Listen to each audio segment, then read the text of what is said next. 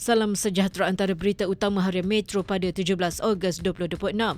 Mahkamah Session Shah Alam memerintahkan penyanyi rap Caprice memohon maaf dan membayar ganti rugi sebanyak RM220,000 kepada Abid Liu kerana memfitnah pendakwah terkenal itu pada 2023. Ahli Perniagaan Datuk Seri Alif Shukri Kamaruzaman tidak perlu memohon maaf kepada bekas Menteri Kebudayaan, Kesenian dan Pelancongan Tan Sri Abdul Kadir Sheikh Fazil sehingga pelupusan rayuan di Mahkamah Rayuan. Keputusan DAP untuk kekal dalam kerajaan perpaduan memberi nafas politik yang penting kepada kerajaan pimpinan Perdana Menteri Datuk Seri Anwar Ibrahim menurut pensyarah kanan Sains Politik Fakulti Sains Pentadbiran dan Pengajian Polisi Universiti Teknologi Mara UiTM Mujibu Abdul Muiz.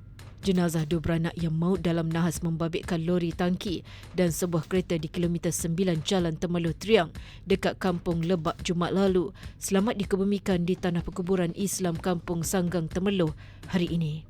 Kementerian Kerja Raya KKR meminta Persatuan Kontraktor yang mendakwa berlaku kenaikan mendadak kos bahan binaan supaya mengumumkan bukti kepada Jabatan Perangkaan Malaysia DOSM untuk pertimbangan syarat perubahan harga VOP. Suasana di pusat peranginan Genting Highlands hari ini kecoh berikutan dakwaan berlaku.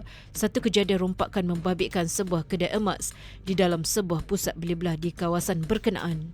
Penyanyi Sheila Amzah secara terbuka memohon maaf kepada peminatnya susulan beberapa masalah teknikal yang berlaku semasa konsert Sheila Amzah Kita 25 tahun di Arena Stars Resorts World Genting Sabtu lalu. Pelakon yang juga penyanyi Zee Razali memaklumkan begitu serius menyusun perancangan masa depan untuk kebahagiaan isteri Wardah Hayati dan anaknya Anggun Sumayyah.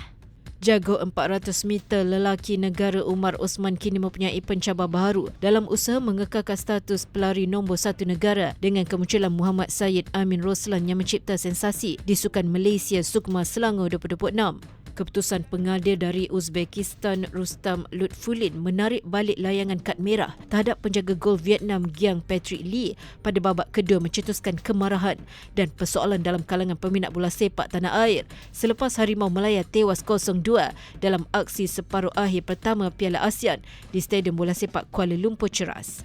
Sekian ringkasan berita setakat ini, layari www.hmetro.com.my untuk berita terkini.